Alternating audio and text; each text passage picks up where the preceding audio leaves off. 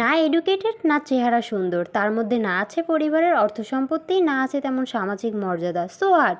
2.5 থেকে 3 লাখ টাকায় breast implement করে সোশ্যাল মিডিয়ায় এসে গানের তালে হাঁটবে আর আত্মনির্ভরশীলতা, ব্যক্তি স্বাধীনতার বুলে আউড়ে ইনফ্লুয়েন্সার হয়ে যাবে। বাহ! এরপর শুরু করবে ভদ্রঘরের মহিলাদের ছোট করে কথা বলা। হাউসওয়াইফদের নাকি ব্যক্তিত্ব থাকে না, স্বামীর কাছে হাত পেতে চলে। এসব লাইফলেস অ্যাটেনশন সিকারদের আপনি কোনোদিনও স্বামী স্ত্রীর সুন্দর সম্পর্ক বোঝাতে পারবেন না।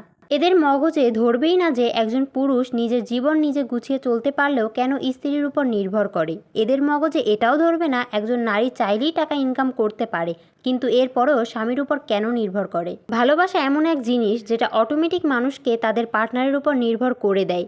সম্পর্কে একে অপরের উপর নির্ভর করায় এক ধরনের অনুভূতি কাজ করে, তা এরা বুঝবে না।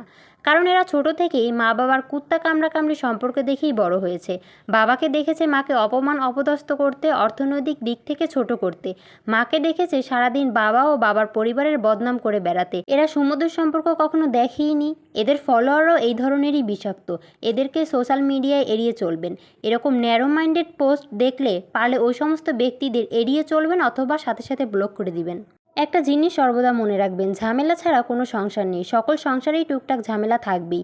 আমার মা সবসময় একটা কথা বলেন, রান্নাঘরে থালা বাসন থাকলে টুকটাক শব্দ হবেই। সংসার জীবনটা রান্নাঘরের চেয়েও কম না। ধন্যবাদ জাহিদ রহমান ভাইয়াকে এত সুন্দর একটা লেখা সুন্দরভাবে পোস্ট করে উপস্থাপনা করার জন্য।